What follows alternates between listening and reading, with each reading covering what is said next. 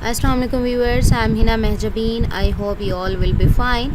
आज मैं आपके साथ शेयर करने वाली हूँ CS 408 ह्यूमन कंप्यूटर इंटरेक्शन की असाइनमेंट नंबर 2 का idea solution. But idea solution share करने से पहले अगर आप मेरे चैनल पर न्यू हैं दैन प्लीज़ मेरे चैनल को सब्सक्राइब कर दें और बेल आइकन को क्लिक करना मत भूलिएगा ताकि upcoming lectures assignment idea solution के नोटिफिकेशंस आप तक पहुँच जाएँ।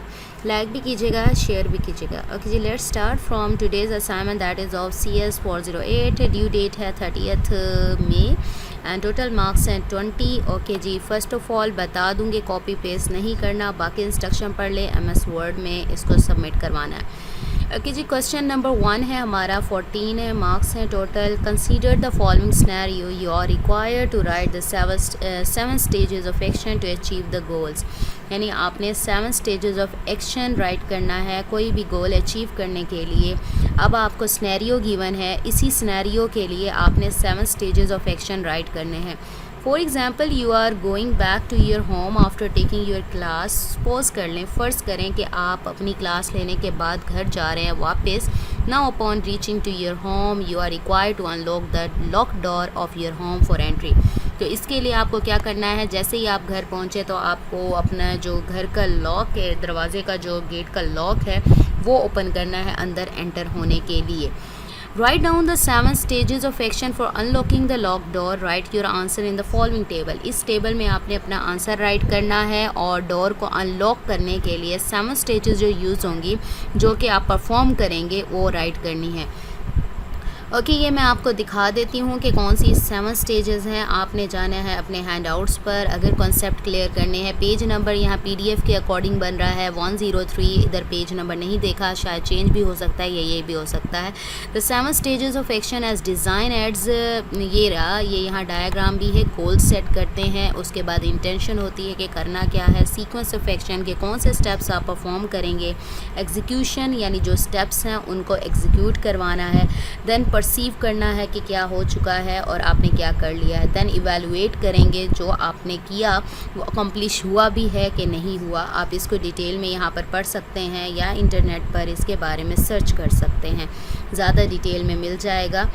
ओके जी, 7 स्टेजेस हैं। अब इसका आंसर मैं आपको दिखा देती हूँ। फर्स्ट स्टेज जो हमारी बनेगी, जो हमने गोल को सेट करना है, हमारा गोल क्या है, हमने क्लास से, for example you are going back to your home after taking your class, यानी मेन मेरा क्या है, मैंने घर जाना है और डोर को अनलॉक करना है। तो फर्स्ट मेरा जो स्टेप होगा, फॉर्मिंग अ गोल सेट करना है। I have to go to home after taking my class, यानी क्लास लेने के बाद बेसिक मेरा जो पर्पज़ है, गोल है, वो मैंने घर जाना है। नेक्स्ट जो फेज़ होता है वो फॉर्मिंग द इंटेंशन। मैं अभी दिखा दूँ कि इंटेंशन, ठीक है, इंटेंशन टू एक्ट, ये करने का मेरी इंटेंशन क्या है, क्यों कर रही हूँ मैं। तो I have to unlock the lock door of my home for entry, यानी एंट्री के लिए मुझे अपने घर का डोर ओपन करना है, अनलॉक करना है। अब स्पेसिफाइंग द एक्शन, क्या एक्शन परफॉर्म करने पड़ेंगे, इसके लिए मुझे I have to go to home and put the key into the lock, turn it and push the door to open. यानी कौन कौन से स्टेप्स हैं जो मैं अनलॉक करने के लिए परफॉर्म करूँगी। पहले घर जाऊँगी, देन अपनी की लॉक में डालूँगी यानी पुट करूँगी, उसे टर्न करना है, पुश करना है। जब टर्न करूँगी तो उसके बाद पुश करूँगी तो ओपन हो जाएगा डोर। नेक्स्ट एग्जीक्यूट करना। अब ये मैंने यहाँ पर स्पेसिफाइंग द एक्शन, यहाँ पर स्टेप्स तो बता दिया, अब उसको एग्जीक्यूट करने का टाइम आ गया। I am unlocking the door by performing the above steps. तो मैं इसको यूज़ करते हुए, ये जो एक्शन बताया स्पेसिफाई किए थे, इसको यूज़ करते हुए, स्टेप्स को यूज़ करते हुए अपने घर का जो लॉक है वो ओपन कर रही हूँ। Perceiving the state of the world, 5th stage है परसीव करना कि क्या किया आपने, ये जो स्टेप एग्जीक्यूट करने के बाद क्या हुआ। I heard the sound of lock, that key turns completely into the lock and it's unlocking, यानी आवाज़ आ रही है कि पता है ना, लॉक की आवाज़ आती है, की डालते हैं तो वो अनलॉक हो रहा है।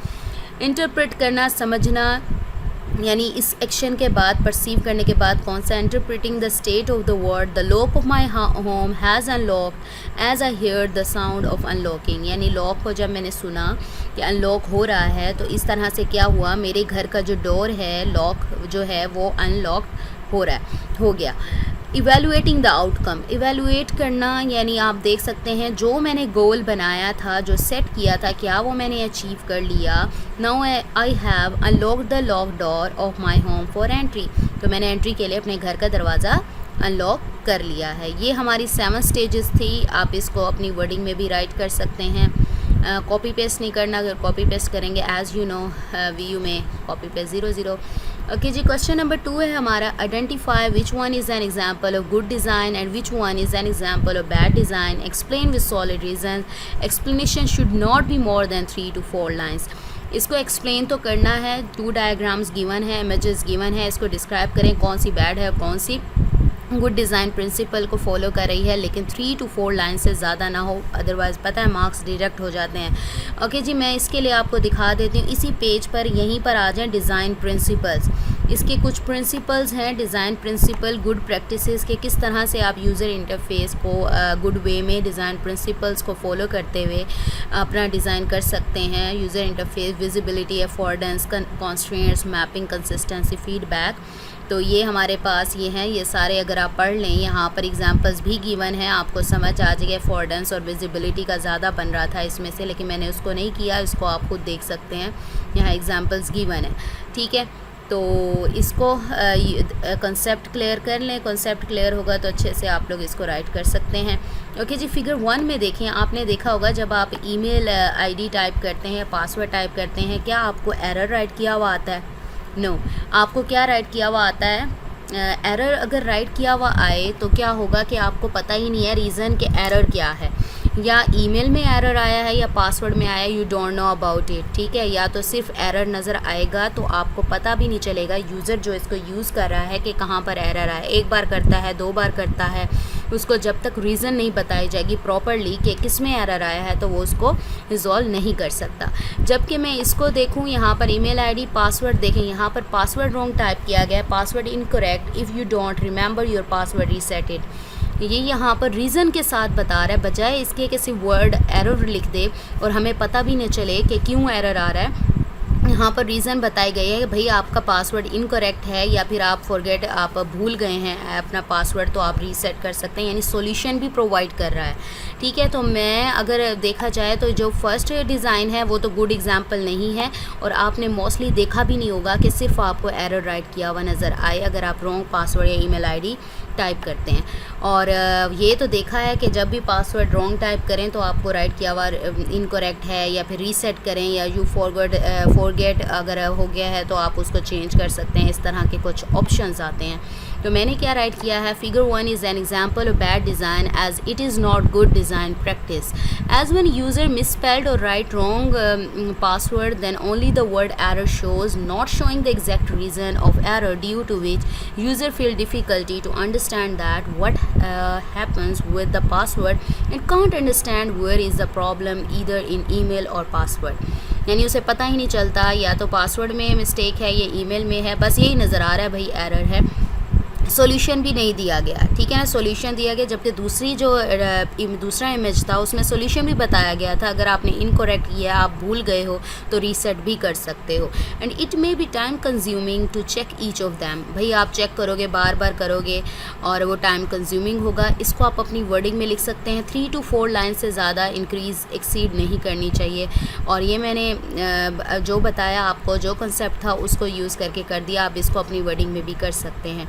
Figure 2 is an example of good design, as when user misspelled or write wrong password, then the reason of error is displayed and also to the solution of this error is shown, password is set or incorrect। यानी solution भी बता दिया गया है कि किस तरह से आप ये जो problem, ये जो error आ रहा है, इसको resolve कर सकते हो। That help user to understand what the problem is there, जो बताता है कि problem क्या है actual में, and it saves users time to check both email and password, बजाय इसके कि वो सिर्फ ईमेल और दोनों ईमेल और पासवर्ड को चेक करे, वो क्या करता है कि सिर्फ पासवर्ड में एरर है उसी को मेंशन कर दिया उसने, तो उसी में ही आप चेंज कर सकते हैं। So we have completed of today's assignment idea solution. I hope आप लोगों की हेल्प हो जाएगी। कॉपी पेस्ट मत कीजिएगा, मुझे अपनी दुआ में याद रखिएगा, अपना ख्याल रखिएगा। टेक केयर, अल्लाह हाफिज़।